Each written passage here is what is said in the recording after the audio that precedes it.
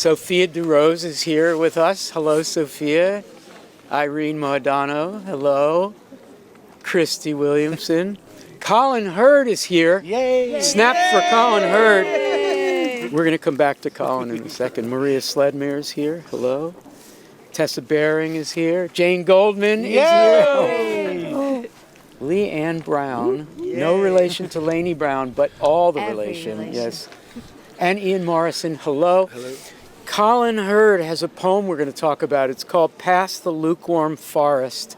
Would you read it, Colin? And then we're going to break the usual pattern and just ask you to say a word or two about it. And then the rest of us will talk about it.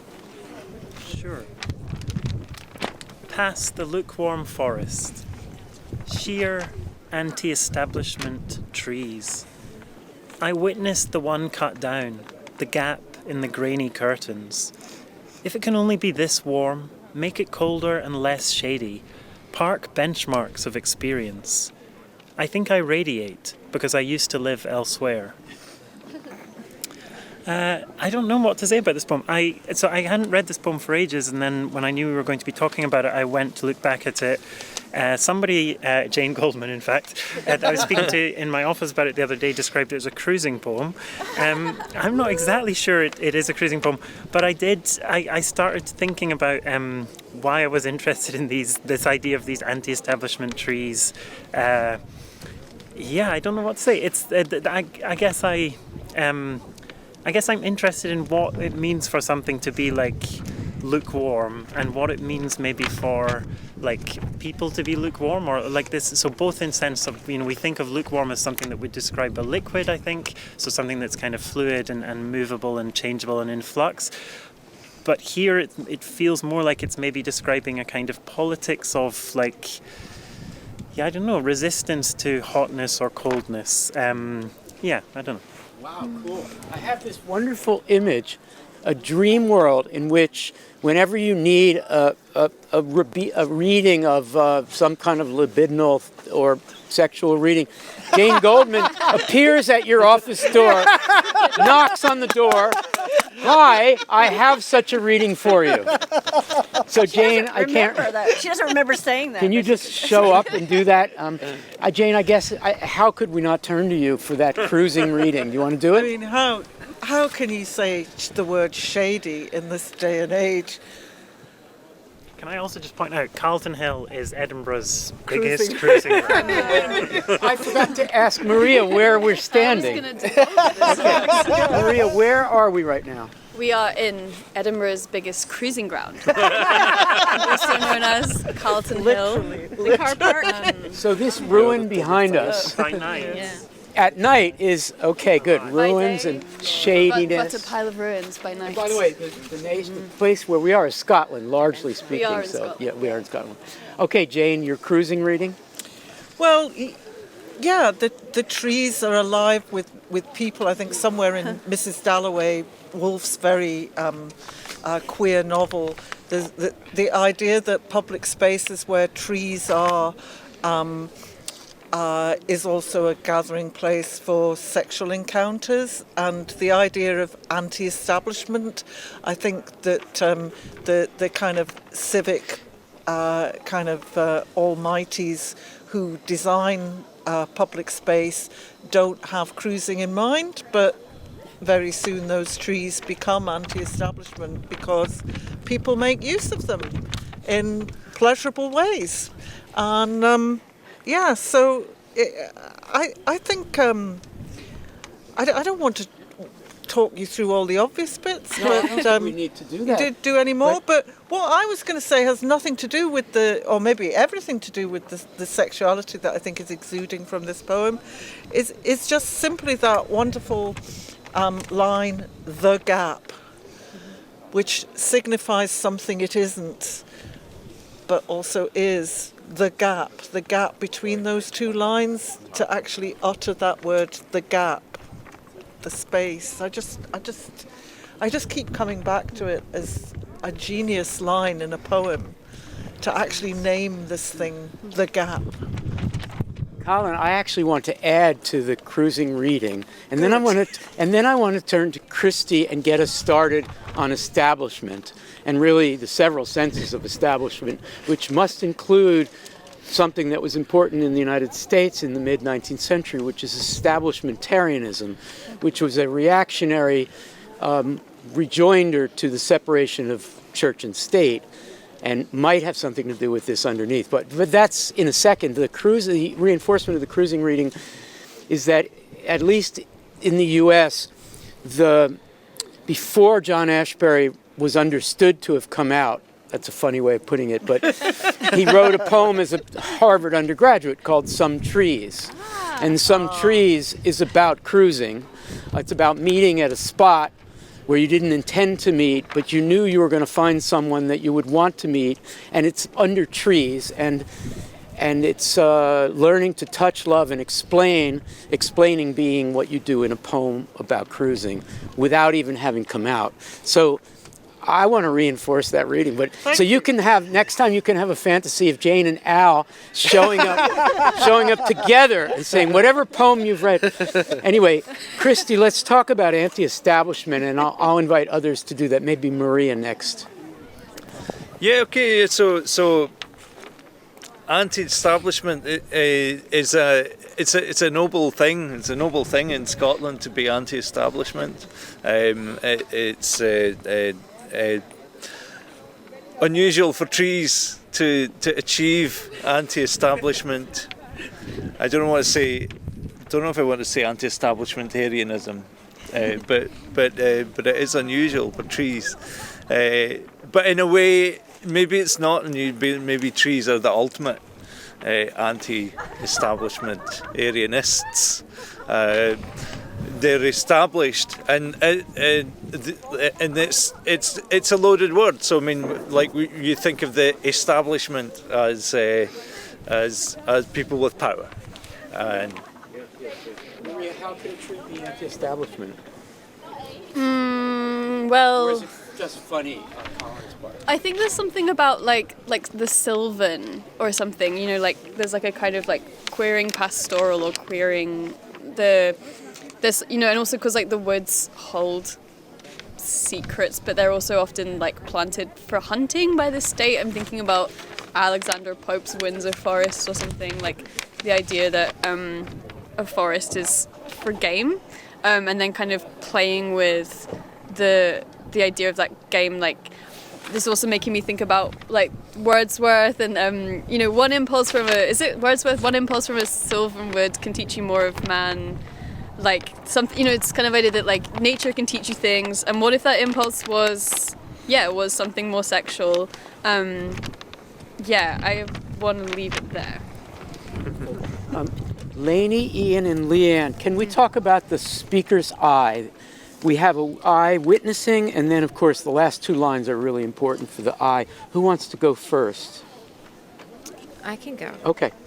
I'm thinking about the eye as the meta writer and connecting the anti-establishment trees with the sensibility of Niedecker in terms of the condensory and work and the precision of the poem, and then the trees are also paper. So this is about poet's work. Poet's work is how I'm reading it. Oh, I love that. Iain? There's just something that strikes me as funny is it's one of those instances of where the poem reads the moment, that here in Britain over the last couple of weeks we've all been obsessing about this tree that's been cut down at Hadrian's Wall. We heard yeah, about did it you hear too, about this? yeah. The tree in the The Sycamore oldest Gap. one. So I'm just laughing at you know, the Colin's poem saying, I witnessed the one cut down the gap. I'm like, call the police, you know. They're still looking for them, you know. Can I add to that, Iain? Yeah. Because recently, in fact, 2 days ago, all of the trees on Sauchiehall, Glasgow's main club strip, were violently cut down. Really? Within an hour by the council to plant healthier trees. So there's like this amazing pile of like fairy lights from where they used to have the lights in the trees, and it kind of looks like nature's sort of death disco. Charnel ground. Well, I want to talk about heat in this poem, like the word I think, I radiate, and it's about, it might to do with poetry, a poet radiating language and heat, but it's also, I want to go back to that title, lukewarm, because at first I was curious about that. How can a forest be lukewarm? Because it's not human and alive, it's sort of halfway warm, but then I realized it's sort of a New York school move. Maybe he's being warmed by Luke. A man named Luke. So Laynie's joined your trio, yeah? Yes. Jane, Al, and Leanne will show up at your office. It's a party. It's a party. Bringing Luke along. And Matthew, Mark, Luke, and John. And Ringo and Paul. That's right. Bless the bed that I lay on. Yeah. Oh, the two of them are still dancing. Tessa, I invite you to go anywhere next in whatever you're thinking about this poem. Okay. I tend to go off on tangents anyway. So I think I really like the word lukewarm, and I kind of feel that maybe the word lukewarm is quite a kind of almost like an anti-establishment word, because it's kind of in between. It's like an in between space being lukewarm. It's not hot, it's not cold. It has its own. I don't know. It's a kind of gap kind of word. It's like and so I want to kind of stand up for lukewarmers, because it's often a kind of a word that's kind of used in a kind of negative way. Or that's a bit lukewarm. What a lukewarm response. That's whereas actually a lukewarm thing can be this kind of in between. This in between space, which I think is a really potent place to be. And so. Yeah, something like that. Irene, Sophia, And the elsewhere. do you want to follow Tessa or go somewhere else? And then we'll, of course, turn back to Colin. I feel like there's a lot of words in this poem that can mean many things. Like sheer, for example, has like 4 or 5 different definitions. And I think it is exciting to kind of unpack what each of these words can possibly mean. I think there is something like anti about like a word that can be replaced by its own definition depending on how you perceive it. I'll stop there. Thank you, Irene. Yeah, I have a couple of thoughts. The first one, I was thinking like the I in the final lines, that somehow it's like a sheer tree or these individuals, and well, linking with what you were saying, is like these individual encounters but still remain kind of solitary. And also, following up with Sophia, radiate, I don't know if in English it also means the same thing, but in Spanish to radiate, it's connected to the radio, like to just like the speaker in the radio talking about whatever it is. So I really like this. I think I radiate because, it's maybe a way of telling the gap or saying the gap. Colin, what we've said a lot here about this little poem, although a famous one because it was in the best Scottish poems of 2017. You have probably had a lot of readers, but we're right here. What do you think of these readings? And I don't know, where would you go with it? Yeah, I feel like I'm going to also take myself outside of my office and join the merry gang that's approaching the office door and knocking on it, but they will find an empty office. Because I'm also interested in the word, in my own poem, I guess, but the word pass, and like also passing as like making a pass on something, or like, taking a chance on something. I really love that reading of the eyes at the end in those left, like I'm almost now thinking of them as kind of like little trees, like in winter or something. And it's just been really beautiful to hear all your readings of this poem. Those last 2 lines, when I was thinking about them just as so earlier on when I was thinking about this poem, as the kind of just that sense that you get often, which also has a kind of cruising feeling, I guess, but like of feeling like you're having a kind of conversation with people, but you're totally you've swum in totally different waters to what, I don't mean I mean you feel like you've swum in waters somewhere totally different to this, that so you just feel like you've been somewhere like totally different to other humans, and like that sense of feeling like you've radiated elsewhere and now you're kind of here. But I like the idea of radiation as something that's could be kind of toxic as well as being like beautiful in a way. That's great. Let's all add one more thought about this poem, starting with Christie, and then Maria will be next. Yeah, so I'm going to stick on the radiation theme, and the idea, like for me, it resonates with the idea of a forest and the idea of trees. So trees grow. When trees grow, they radiate. So they grow up and they grow out, and then like communities of trees grow out, and this poem radiates meaning in various different fields.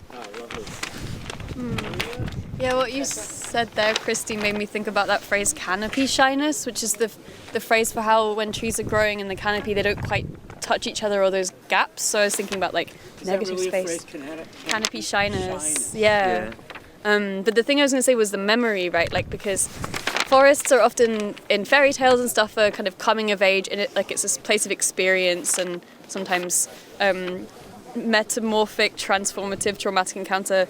But like grainy curtains, like grainy makes me think about VHS speckles, and also something about like to live elsewhere. The idea of like utopia is always like an elsewhere. So kind of thinking about the forest as an elsewhere, and yeah, maybe that's what you were saying about the different world. But I'd be curious how other people experience the memory and time. Yeah. Tessa and then Jane. I really love the line, "If it can only be this warm, make it colder." I kind of feel that's very Colin somehow, and it's kind of this. There's a kind of wish there. There's a longing. But I think what I love about it is like you're not necessarily longing to be. You're not longing for something comfortable, but you're longing for something that matters. And I think that's I really love that. Jane? Yeah, I love the kind of radiating syntax and the way that you, as a reader, you get to think through the different syntactical kind of logic of the sentence. And of course, we all think when you read "I think," it's the Cartesian cogito, "I think, therefore I am." But instead of getting that syllogism, you get "I think," and then "I radiate." Are those two consecutive actions? Are they equal to each other?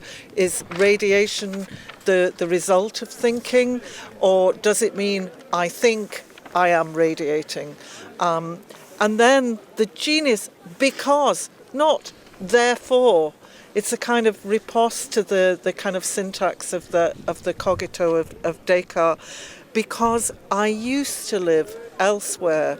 It's like undermining that idea of what we think is the subject, the I in poetic lyric, but also in any sentence of philosophy or the language of information. Who is this I?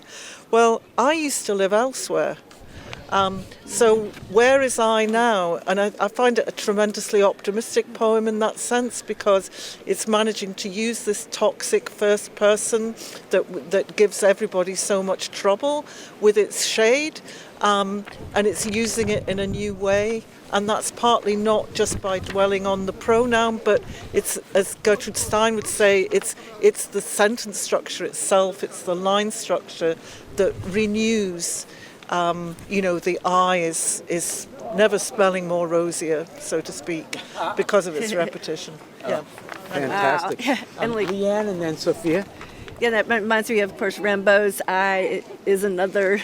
I was looking at all the more tree words back at the grainy curtains, the grain of the wood, the shade of the leaves, and then I saw that phrase, shady park benchmarks of experience, and I was like, I posit this is a song of experience, like Blake.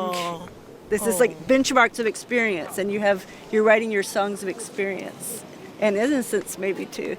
Yeah. And innocence, throw that in there too. Sophia and then Irene. I'm thinking about how,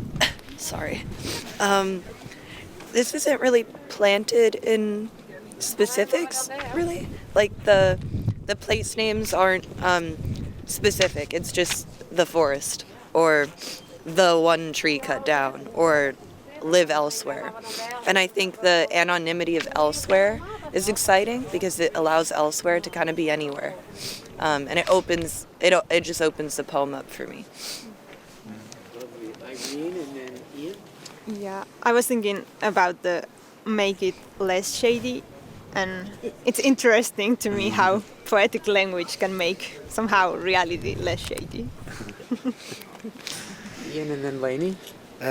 I'm remembering another one of Colin's poems, and I can't remember which one, where you talk about how it's funny that poems, like, lines start a certain length and then get longer, and like you're like, why do they do that? And then of course that's kind of what is happening here.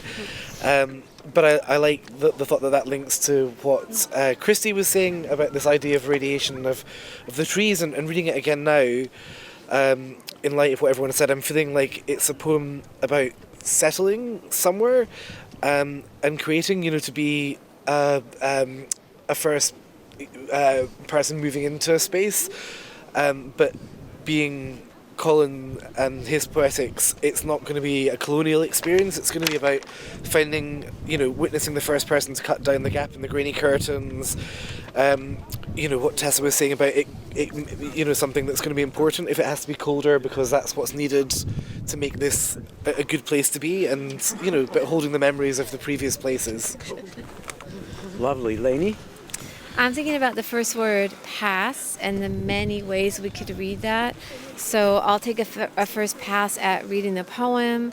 I'll make a pass at you. I will take a pass. I won't go. I will pass through the forest. But then also this idea that a person could pass the lukewarm forest. Can you please hand me that lukewarm forest? And in a way, the poem can do that because it's offering this experience. In Some Trees, John Ashbery's poem I mentioned earlier, there's a line, "You and I are what the trees try to tell us we are." Yeah. And this is happening these last days. Whenever Jane says something, I think, oh yes, that's right, and I want to think more about it. So Jane's reading of the last line puts me in mind of what Ashbery is doing as a queer move, thinking about a nature poem. Where normally, so I see the last line as a hint to a criticism of literary history or poetic history, the way it was when the establishment established it. And what's different here, maybe at Steinian, is because I used to live elsewhere, used to mean there's an I who is moving around, and there is a place that person was, and now there's a place that is here, and the here of the poem is definite, and it is here, come with me, whatever.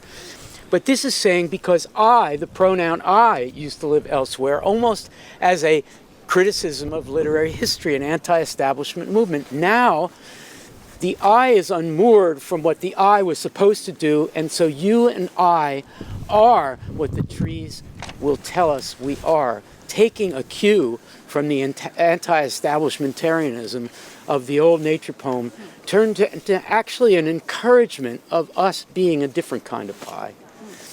Colin, I would love to invite you to read the poem again, and we'll go out with it. Does that sound okay? It does. Yeah, of course.